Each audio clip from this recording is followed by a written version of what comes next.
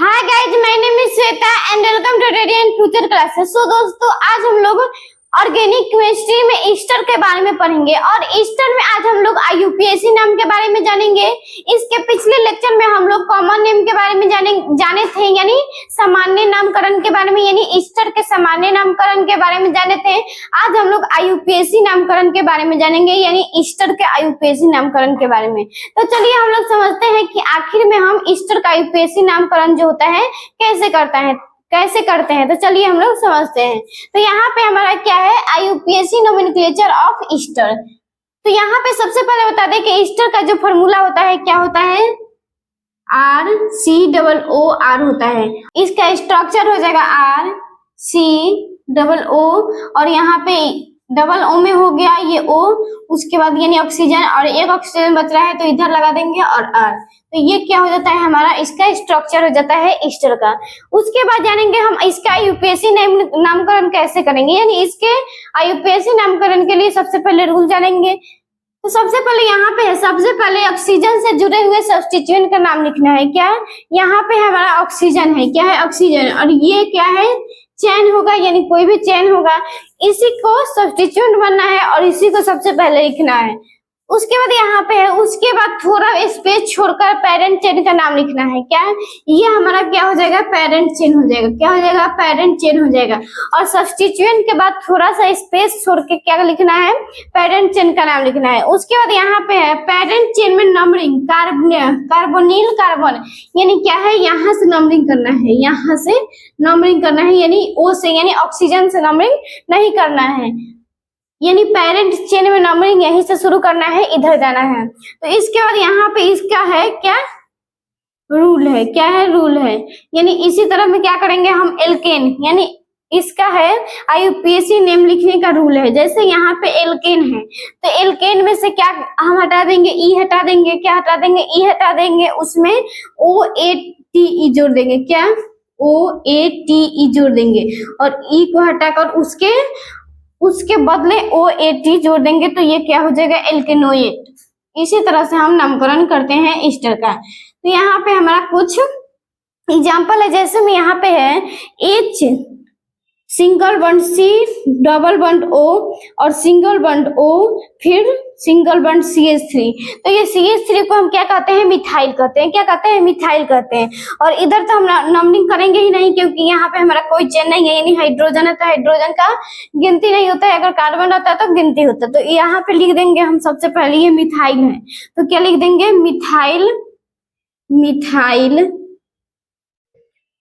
Methanoate लिखेंगे।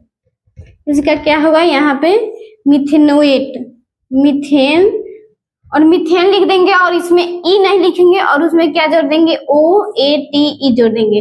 तो ये क्या हो गया हमारा, इसका आईयूपीएसी नेम हो गया। तो यहाँ पे उसके बाद है CH3 इधर है और एक CH3 इधर है, तो CH3 को मिलाकर क्या हो जाता है हमारा, इथेन हो जाता है। क्या होता है, इथेन हो जाता है।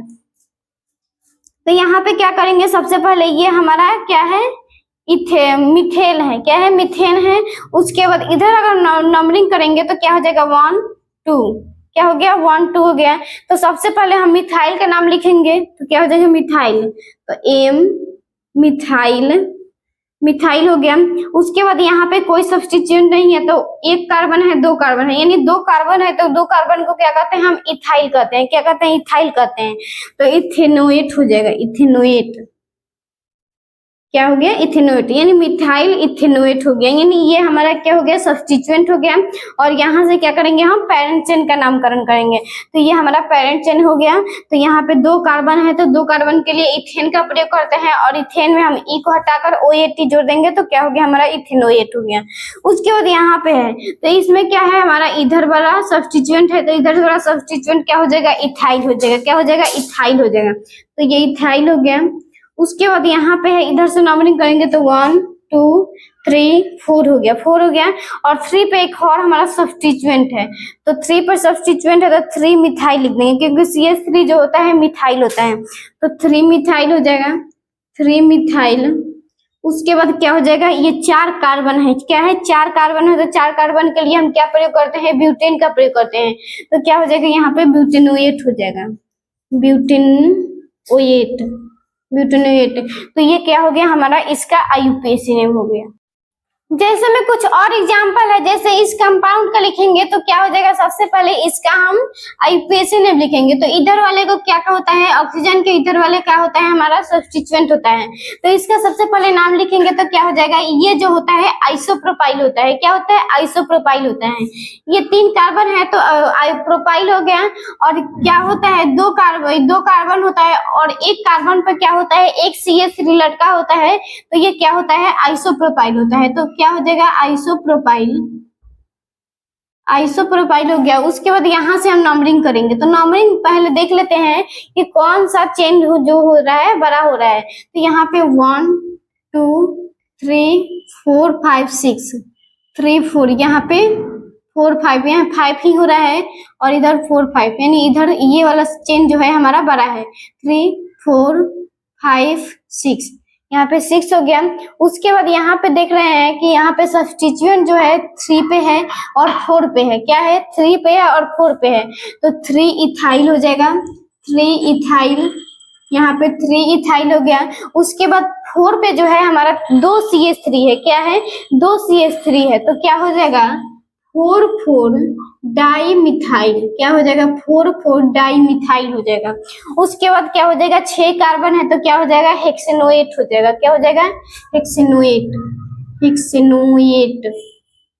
उसके बाद यहाँ पे है, इस कार्बन को देख रहे हैं तो इस कार्बन में क्या है, सबसे पहले यहाँ पे कार्बन है, यानी यहाँ पे कार्बोनिल के पास कार्बन है 2 है। क्या है, 2 है। तो ये क्या हो जाएगा, डाई इथाइल, यानी ये हमारा क्या है, C2H5 जो होता है इथाइल होता है। तो क्या हो जाएगा, di ethyl, di ethyl, di ethyl हो गया। उसके बाद क्या हो जाएगा, ethanoate, di ethyl ethanoate, ethanoate. उसके बाद यहाँ पे इस कार्बन को देखेंगे तो इस कार्बन में क्या हो जाएगा हमारा, यहाँ पे एक CH3 है और एक यहाँ पे CH3 है। और क्या है, इसमें कार्बन जो है 1 2 3 4 5 6, क्या है, 1 2 3 4 5 6, यानी दोनों तरफ से अगर नंबरिंग करेंगे तो सेम आ रहा है। तो क्या हो जाएगा, इसमें लिख देंगे कि डाइमिथाइल। क्या लिख देंगे, डाइमिथाइल, डाइमिथाइल। उसके बाद क्या लिख देंगे, हेक्सेनोएट लिख देंगे, हेक्सेनोएट, हेक्सेनोएट। क्या हो गया, ये दोनों तरफ से जो है नंबरिंग सेम है। तो नंबरिंग सेम है तो दोनों तरफ से किसी भी तरफ से हम नंबरिंग कर सकते हैं। और यहाँ पे एक CH3 और एक यहाँ पे CH3 है। तो दोनों CH3 को क्या लिख देंगे, हम डाइमिथाइल लिख देंगे। उसके बाद यहाँ पे 6 कार्बन है तो 6 कार्बन के लिए क्या हो जाएगा, हमारा हेक्सेनोएट हो जाएगा। उसके बाद इसका करते हैं तो इसमें क्या है, यहाँ पे सब्स्टिट्यूएंट है। तो यहाँ पे सब्स्टिट्यूएंट जो है हमारा मिथाइल है। क्या है, मिथाइल है। तो सबसे पहले यहाँ पे मिथाइल लिख देंगे। क्या, मिथाइल हो गया। उसके बाद यहाँ से हम नंबरिंग करेंगे तो 1 2 3 4 और 5 हो गया। और 3 पे क्या है, हमारा ब्रोमो है। क्या है, 3 पे हमारा ब्रोमो है। तो ये हमारा क्या हो गया, 3 ब्रोमो, यानी मिथाइल 3 ब्रोमो हो गया। उसके बाद कार्बन की संख्या कितना है, 5 है। तो क्या हो जाएगा, पेंटेनोएट हो जाएगा। क्या हो जाएगा, पेंटेनोएट, पेंटेनोएट। तो ये क्या हो गया, इसका नामकरण हो गया। इसके बाद यहाँ पे कुछ और एग्जांपल है, जैसे भी इसका हम देखेंगे तो क्या हो जाएगा, यहाँ पे सबसे पहले इसमें नंबरिंग करेंगे। तो नंबरिंग क्या है, यहाँ पे सबसे पहले ये क्या हो जाता है, यहाँ पे Cl है तो ये क्या हो जाएगा, क्लोरोमिथाइल हो जाएगा। क्या हो जाएगा, क्लोरोमिथाइल, क्लोरोमिथाइल। क्योंकि यहाँ पे क्या है, ये सब्स्टिट्यूएंट है। क्या है, सब्स्टिट्यूएंट है ऑक्सीजन के बाद वाला। इसके बाद यहाँ पे नंबरिंग करेंगे तो 1 2 आ जाएगा। तो ये क्या हो जाएगा, हमारा इथाइल, इथाइल हो जाएगा। तो इथाइल को क्या है, यहाँ पे लिखेंगे इथेनोएट लिखेंगे। क्या लिखेंगे, इथेनोएट। तो ये हमारा इसका नामकरण हो गया। इसके बाद इसमें अगर नंबरिंग करेंगे तो यहाँ पे हमारा सब्स्टिट्यूएंट है। क्या है, सब्स्टिट्यूएंट है। तो सब्स्टिट्यूएंट में सबसे पहले हम नंबरिंग करेंगे तो क्या हो जाएगा, यहाँ पे 1 2, क्या हो गया, 1 2। अगर इधर से भी नंबरिंग कर सकते हैं 1 2।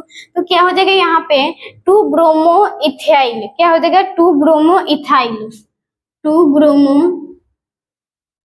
Bromo ethyl. उसके बाद इधर अगर करेंगे हम नंबरिंग तो 1 2 3, तो क्या हो जाएगा, प्रोपेनोएट हो जाएगा। क्या हो जाएगा, प्रोपेनोएट, प्रोपेनोएट। तो ये क्या हो गया, हमारा इसका नामकरण हो गया। तो ये क्या हम लोग सीख लिए, ईस्टर का IUPAC नेम आई होप इस वीडियो में आप लोगों को ईस्टर का IUPAC नामकरण जरूर समझ आएगा। तो प्लीज वीडियो को लाइक करें और ऐसे वीडियो के लिए चैनल को सब्सक्राइब करें। Thank you.